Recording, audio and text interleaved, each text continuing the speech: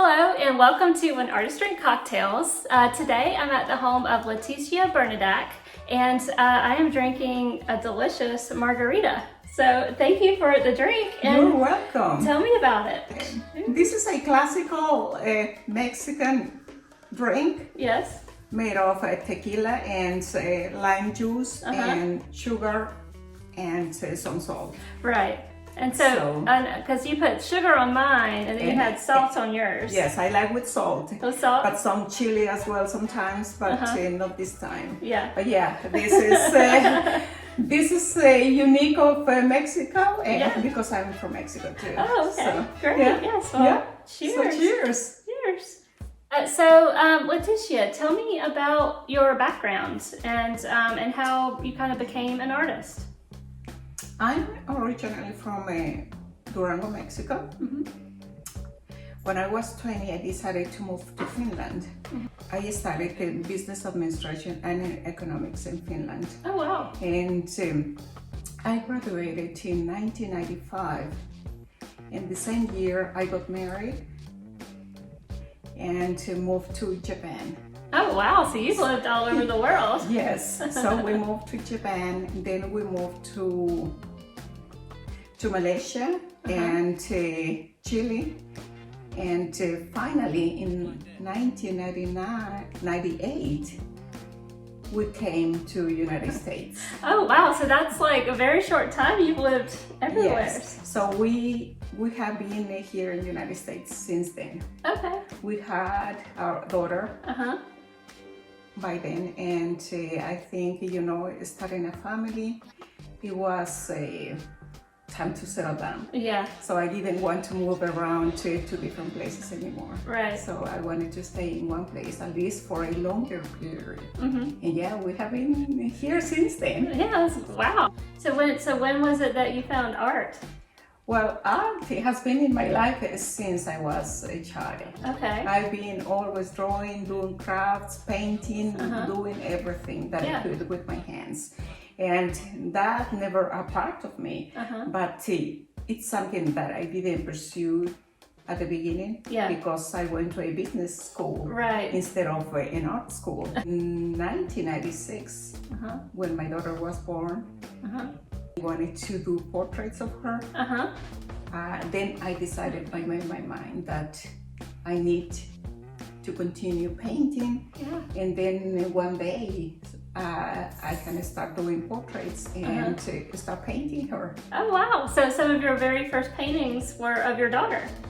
Yes. Oh, wow. That's so cool. So we already were living here in Atlanta. I started taking a lot of art classes whenever I could. Right. So I took art classes and workshops and did a lot of paintings myself. And the years went on and until I finally decided I need to specialize in portraiture. Yeah. So I found an art institute in Finland, and then I moved back to Finland. Oh, wow. And that was so I needed to go back, I guess. And so that was 2010. Okay. I took my daughter with me and we went off to Finland for 1 year.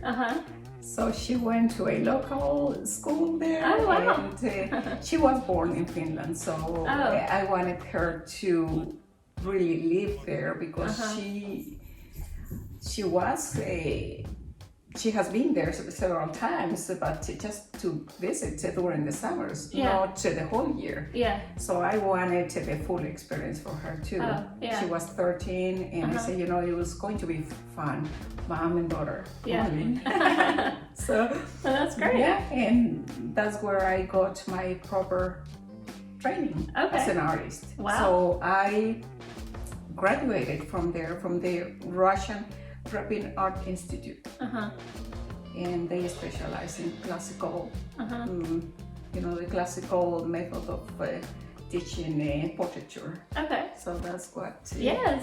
Oh, very cool. Very cool story.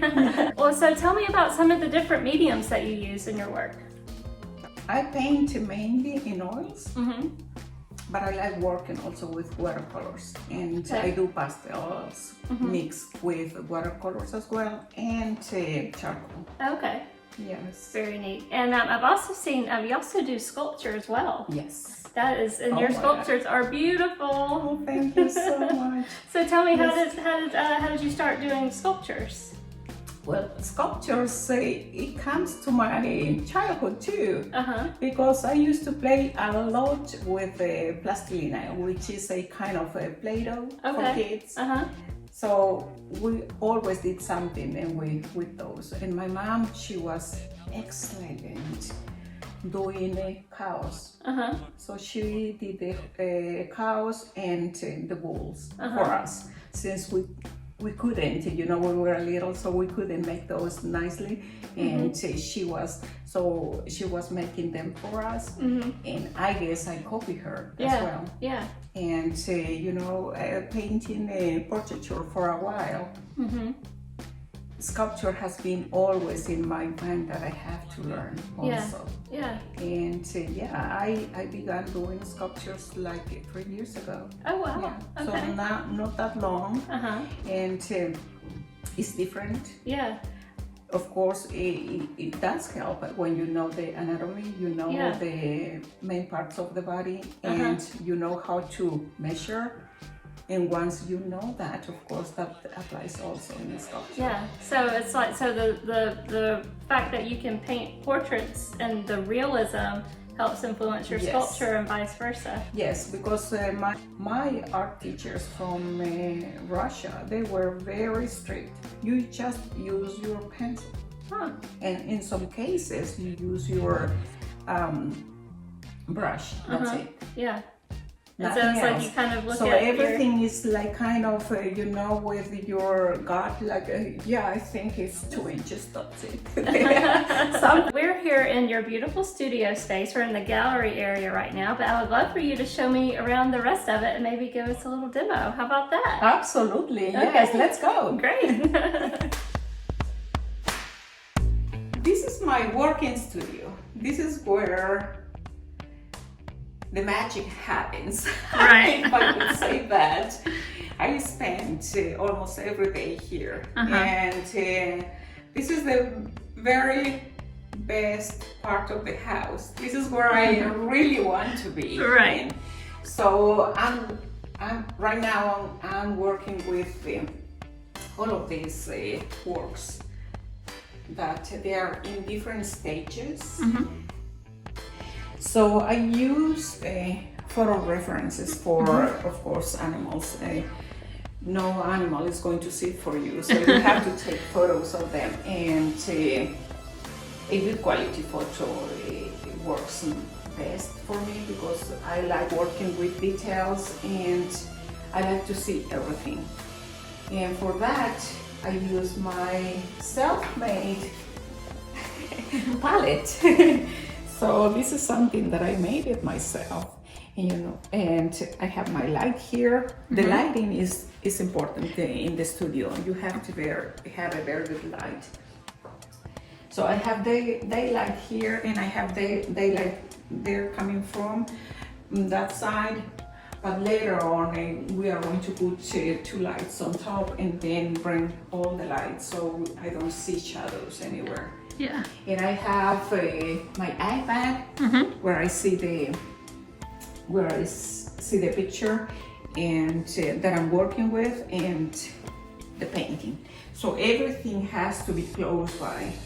And I use this as you know, sometimes I use a lot of brushes in just one little area, and I put the brushes in here. So everything has to be close by, so I don't have to move around to different places and find what I need. And this area, I use it for a private classes because I have several artists who want to get private lessons in portraiture, especially. And this is where I sit down, we sit down, and they have their palette in here. This is the working easel that they can use. And I can even do the demos for them in here, or work with my painting, and then they see what I do and then move to here. I have group classes. I put 2 tables here in the middle and put the chairs around, and this is where they can sit, and this is where I teach. So this is a nice area. We have music, we have food as well, and we just enjoy learning. Yeah. My best works are here. So these are the ones. Yeah. So tell me about your matador. Okay, well, the idea happened like 4 years ago. I know the professional photographer who took photographs of them. So I saw the photos, and I asked him if I can buy the copyrights. So I bought the copyrights so I could paint these photos, and so I'm doing a series of them. It will be about 15 paintings. Oh wow. And I'm planning to do 5 sculptures and write a book about that. Oh wow, so you're a writer too. I will have to.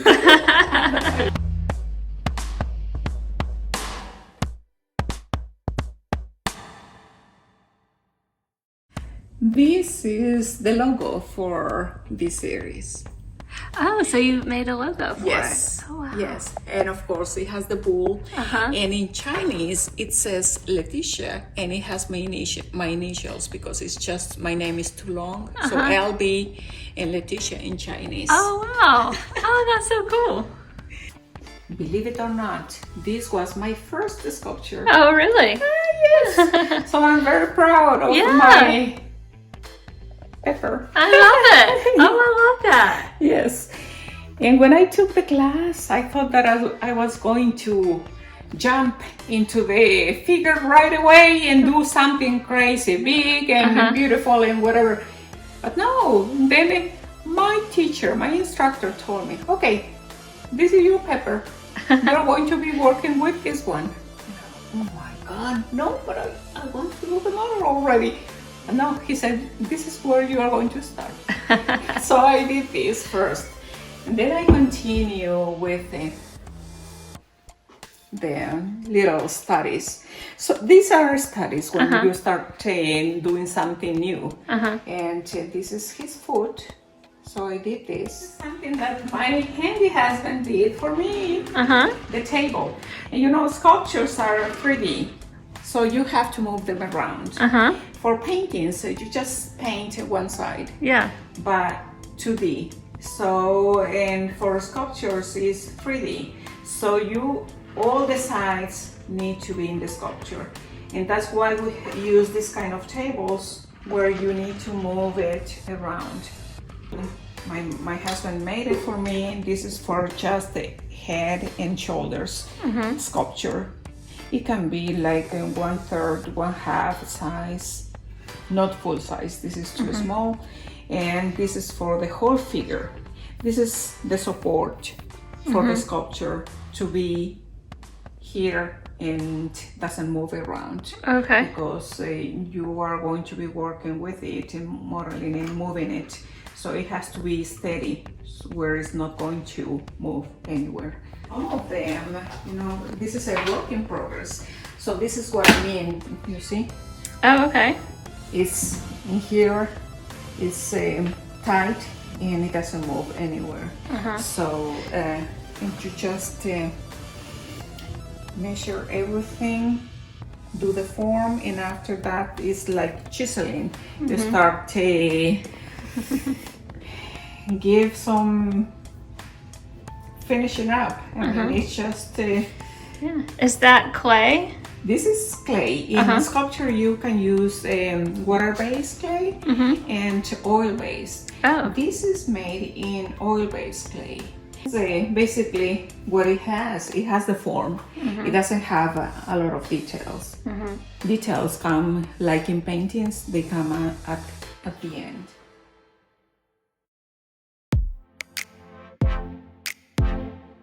To spend most of the day here. I'm a person that during the day I don't eat any food, nothing like that. I don't even remember to eat. I don't feel hungry at all. The only thing that I need is a lot of water. Yeah. And my music. Yeah. So my music is here. It's very loud. And my husband is always telling me, but I say, you know, I don't care. So, so I have my water. And I spend most of the day here. Yeah. Yeah. So about how long does it take for you to do like one painting? Because they're so beautiful and detailed. All depends of what kind of painting I'm working with. If let's talk about, for example, about this one. This is a portrait, and the figure is complicated. For this, I put the colors that I see. For the skin color, you actually can do the blocking with whatever color you use. But for this, I use the burnt amber. No, burnt sienna. This is burnt sienna. And I did the same with his face. But in his face, he's already got probably 3 layers of paint. And here, this is just the blocking stage. Yeah. And let's go to this area, because here I have the first drawing only. But here I have, in this area, I already have 3 layers, and here I have 2, and here I have 1. So you can see how flat looks at the beginning.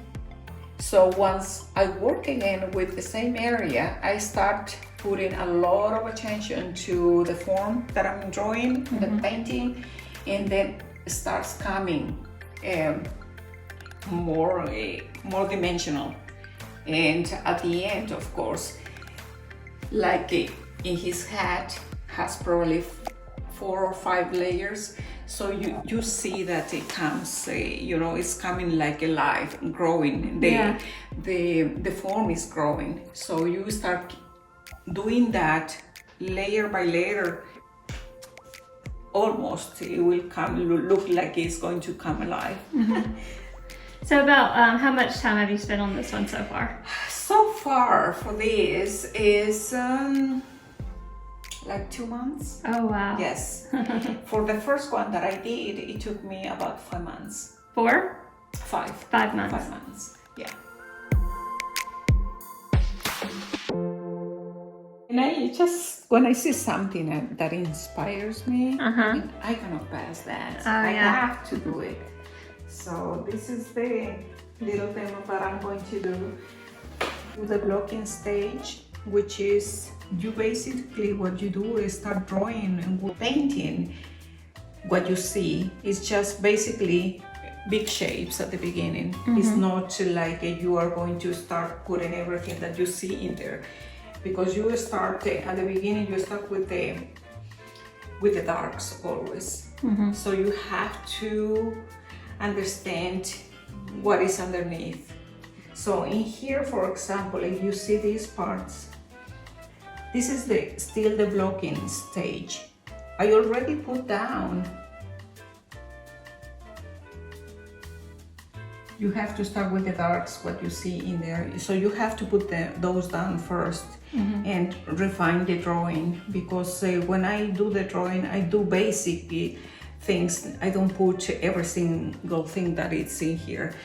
Once I'm working and once I'm doing the blocking, then I start putting attention to the form, and I start like drawing with my brush. Now you can see some feathering there in between. I don't know if you can focus and see something, a little bit more of detail in here. And so for this, it has already some form. This is my portrait palette. So I work with the lights, midtones, and the shadows. So this is always like from the lights to the darks, this way, from right to left.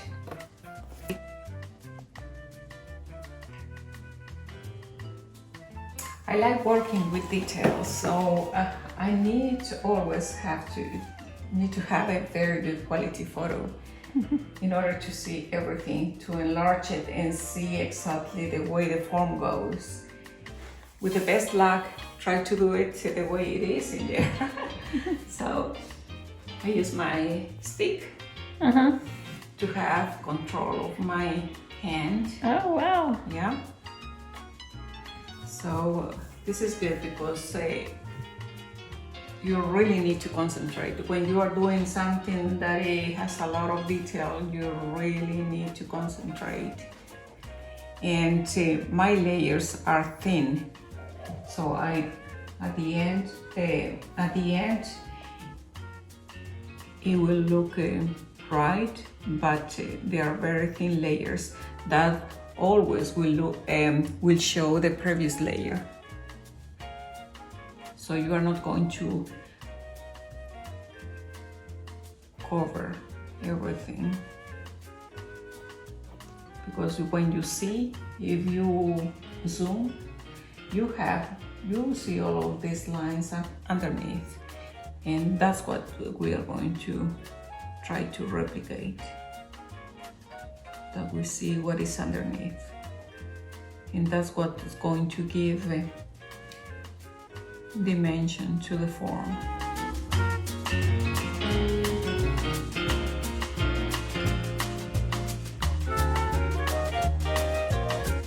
Tell me about some of the classes that you offer and a little bit about your teaching style. Yes, I have 2 different classes, private lessons and group classes. The group classes, I tend to have up to 10 students. Usually private lessons are for artists that they want to learn how to do portraiture. Can be an animal, wildlife, and a person as well. Yeah. So you also do commissions as well. So tell me a little bit about your commission process. Okay, well, when I have a client that is interested in a commission, then I tell them, of course, they chose me for something because they have seen my art. Yeah. I guide them what is the process of a commission work. And I ask them a lot of questions because I need to make notes. I don't want to forget anything about what's the idea, and the reference photos. Yeah. So we go to several things. Once we have all the reference photos that they want to use and put the idea together, then I start giving them ideas about composition, because they might not be well informed about what painting would be about. And what do you admire? I mean, do you want something more abstract, more with texture, with or something I can do a twist or something like that? Right. So once I gather all of that information, then I tell them, this is we have settled with all of those things. Right. Then we talk about price and timeline. Yeah. And then once everything is done, then I do a sketch in a scale Yeah. of the size of what we already thought that the painting is going to be.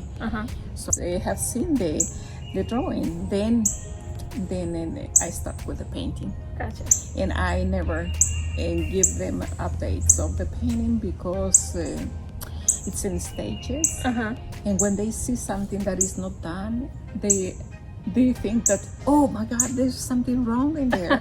Or I don't think that's the way. Yeah. But they don't understand the process. Yeah. And once since you don't understand the process, then it's better not to show it, because otherwise they are going to freak out. Yeah. You know, if they start commenting about some things that is. They're like, you know, no, just wait a minute. Yeah. My client is completely satisfied with the end product. Right.